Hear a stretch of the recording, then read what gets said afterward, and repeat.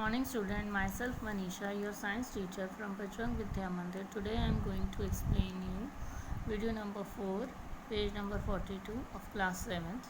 So let's start. The people living in a coastal area experience an interesting phenomena. During the day, the land gets heated faster than water. ठीक है, जो लोग तटीय क्षेत्रों में रहते हैं वो एक इंटरेस्टिंग फिनोमिना के बारे में बताएंगे. ठीक है, दिन के टाइम पे जो लैंड होती है वो जल्दी गर्म हो जाती है पानी के कंपैरेटिवली. लैंड जल्दी गर्म होती है, जल्दी ठंडी होती है. The air over the land become hotter and rises up. जो हवा होती है लैंड पर वो जल्दी गर्म होकर ऊपर की साइड उठती है. The cool air from the sea rushes in towards the land to make take its place. जो ठंडी हवा होती है वो सी से लैंड की तरफ आती है. ठीक है, सी से लैंड की तरफ आती है उसकी जगह लेने के लिए, तो उसको हम सी ब्रीज कहते हैं. The warm air from the land moves toward the sea to complete the cycle. जो गर्म हवा होती है लैंड से वो सी की तरफ जाती है ताकि वो साइकिल को कंप्लीट कर सके. The air from the sea is called sea breeze. ये मैं आपको पहले ही बता चुकी हूँ. ठीक है, जो हवा सी से चलती है उसको हम सी ब्रीज कहते हैं. ठीक है, to receive the cooler sea breeze, the window of the houses in coastal areas are made to face the sea.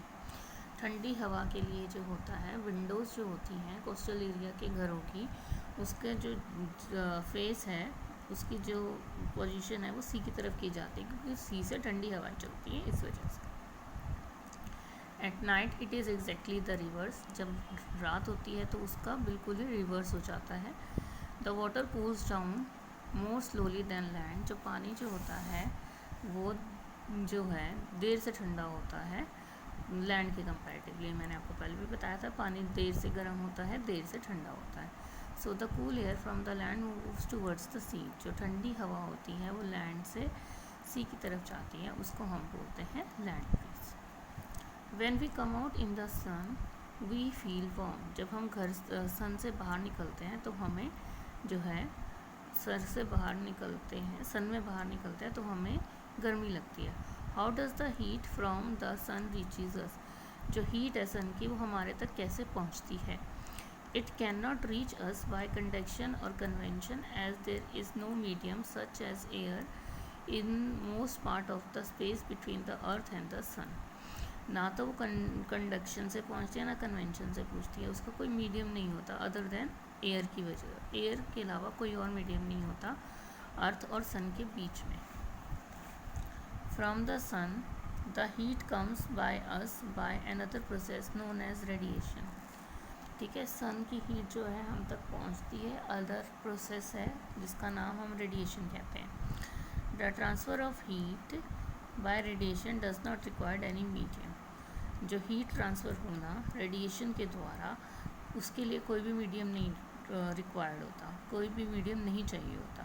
ठीक है, ट्रांसफ़र होना हीट के लिए without a medium is known as radiation. It can take place whether a medium is present or not. ये जो है ये take place करती है चाहे आपके पास मीडियम हो चाहे ना हो. ठीक है,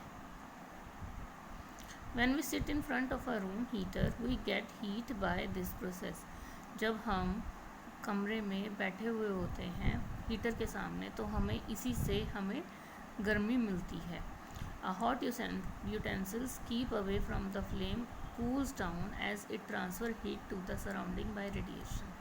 ठीक है, एक जो गर्म बर्तन होता है जिसको हम फ्लेम से नीचे उतार देते हैं वो थोड़ी देर बाद ठंडा कैसे हो सकता है क्योंकि जो उसकी हीट होती है वो ट्रांसफ़र हो जाती है. ठीक है, बाय किसमें सराउंडिंग्स में उसके आसपास के एरिया में by the process of radiation. Our body too gives heat to the surrounding and receive heat from it by the radiation. हमारी जो बॉडी होती है वो भी हीट लेती है सराउंडिंग से और साथ के साथ हीट देती है bye the process of radiation. All hot body radiate heat. जितनी भी गर्म चीज़ें होती हैं गर्म बॉडीज़ होती हैं सब के सब जो हैं वो हीट को रेडिएट करती हैं. When this heat falls on some object, a part of it is reflected, a part is absorbed, and the part may be transmitted.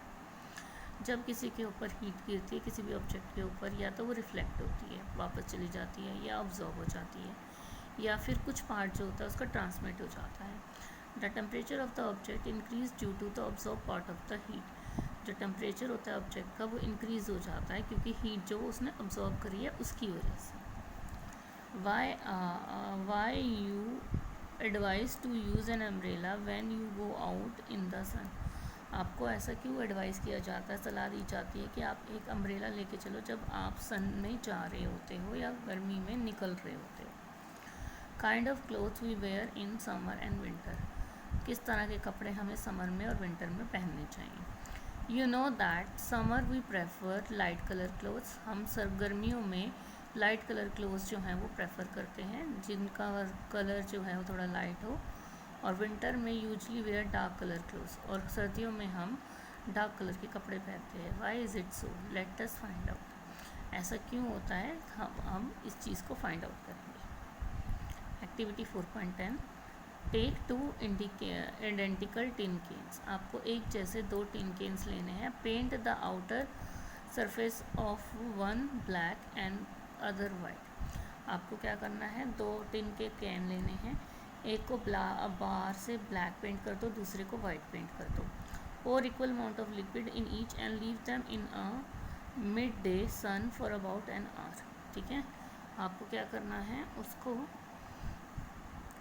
पानी डालना है दोनों में इक्वल अमाउंट का, और उन दोनों को दिन के टाइम में सन में 1 घंटे के लिए रख दीजिए।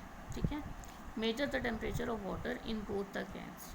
Do you find any difference in the temperature. ठीक है, फिर थोड़ी देर के बाद जब वो पानी गर्म हो जाएगा तो आप थर्मामीटर से जो है इसका टेम्परेचर चेक कर सकते हैं।